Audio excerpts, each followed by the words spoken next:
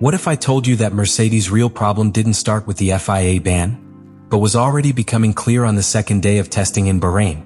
Because while everyone was talking about the supposed trick of the engine and the hidden advantage that could change the 2026 era, much more worrying signs were beginning to appear on the track, signs that now, with the veto confirmed, can become a total crisis. Stay until the end, because what happened that day with Mercedes may explain why this blow from the FIA is much more devastating than it seems. The Mercedes engine ban is not simply a technical decision. It is a political earthquake that shakes Formula One just at the most delicate moment, when hierarchies begin to be defined and when the projects for the new era are already practically conceptually closed. This is not a simple regulatory adjustment, it is a direct intervention on the balance of power. For weeks there had been talk in the paddock of an extremely sophisticated performance by Mercedes. It wasn't just a more powerful engine.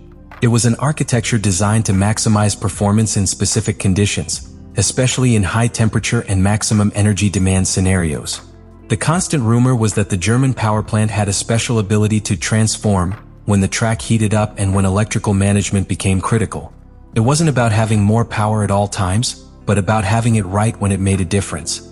Allowing Mercedes to maintain that configuration meant accepting that the new 2026 era could start with a structural advantage that was difficult to neutralize. Banning it meant intervening in an already advanced development and altering months of work. The FIA opts for the latter. Not because it was clearly illegal, but because the competitive effect was too great and the risk of regulatory war too high. This nuance is essential. Not all Mercedes engines are banned. The complete package that generated that famous extra performance window is prohibited. That is, the combination of materials, internal architecture and energy maps that allowed that peak at strategic moments. The rest of the base is still valid, but the original concept is mutilated. And this is where the real problem begins for Mercedes. Because the W17 was not designed as a chassis independent of the engine. It was conceived as an integrated system around that power unit. Thermal efficiency influences cooling. Cooling conditions aerodynamics. Aerodynamics affect mechanical balance.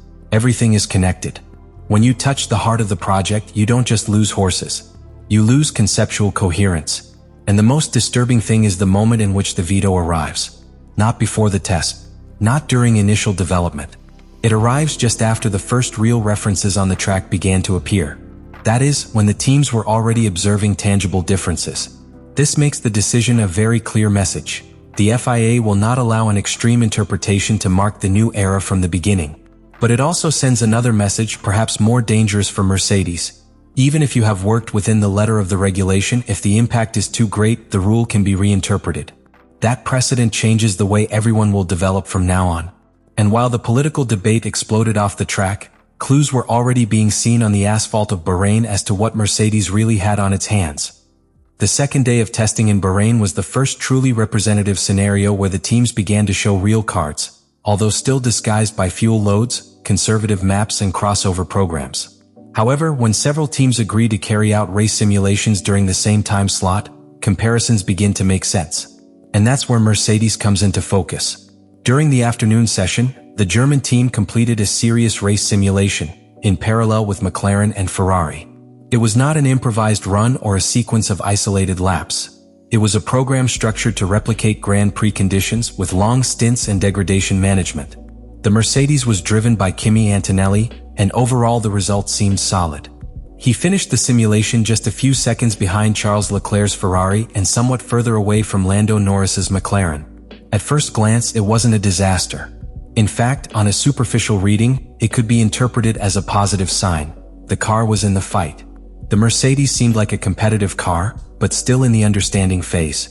It didn't look completely settled in terms of aerodynamic balance. It did not show overwhelming stability in fast corner entries or obvious superiority in degradation. It was a project with potential but not yet consolidated. When you compare that to the calmness that McLaren projected on his long runs, the narrative begins to lean. Because while others seemed sure of their base, Mercedes was still exploring. And now, after the veto, that exploration becomes much more complicated. Because any adjustment to the power unit architecture directly affects energy delivery, mapping, thermal consumption, and, by extension, the aerodynamic and cooling configuration. It's a domino effect. What we saw on the second day of Bahrain was not a dominant Mercedes that the FIA had to stop. It was a competitive Mercedes that was still trying to optimize a very specific tool. If that tool disappears or is limited, the margin is dangerously reduced. And that makes that second day something much more important than it seemed at the time. It wasn't just a day of tests. It was the first sign that, even with all the arsenal available, Mercedes was not guaranteed supremacy. What makes this story really delicate for Mercedes is not only the ban itself, but the moment in which it occurs and the type of project they had in hand. The second day in Bahrain left a clear picture. The car was competitive but not established. It was not a car that radiated structural superiority in each phase of the stint. I was in the process of understanding, adjusting balance, exploring thermal windows, fine-tuning maps. And now, just when you need conceptual stability, you are forced to touch the heart of the system. Because the engine is not an isolated piece. It is the axis around which the entire car is built. The cooling architecture depends on the thermal behavior. The aerodynamics are designed based on the packaging. The weight distribution, the internal distribution, even the rear suspension philosophy are conditioned by how the hybrid unit delivers power. When the FIA prohibits the configuration that generated that famous peak of performance, it not only reduces horsepower, it forces you to recalibrate the entire energy logic of the car. And this is where the second day in Bahrain takes on an enormous strategic dimension. If Mercedes was already using conservative programs in certain phases, if it was not yet exploiting the full potential at a constant pace, it means that they were still in the learning phase with their own concept. The veto interrupts that process. He cuts it off before the team could stabilize its optimal window of operation. That creates three immediate problems. First, loss of technical coherence. The car was designed around specific engine behavior. Changing that behavior involves reconfiguring maps, hybrid management, and possibly even physical adjustments to the integration. Second, waste of time. In Formula One, development is a race against time. Every week counts. While other teams optimize details, Mercedes must now dedicate resources to recovering ground that it already considered gained. Third, psychological and political impact. You go from being the team that seemed to have found a brilliant interpretation of the rules to being the team whose solution was limited by outside intervention. This affects the internal narrative, the group's trust, and the perception of rivals. And all this happens when the grille is more compressed than ever. McLaren appears to have a solid aerodynamic foundation. Ferrari has shown consistency in long stints. Red Bull, even with difficulties, continues to have a clear reference in execution. Mercedes, on the other hand, enters a reconfiguration phase. The second day in Bahrain showed that they were not escaped. It showed they were in the fight but not out of reach. That means the margin to absorb a regulatory hit is minimal.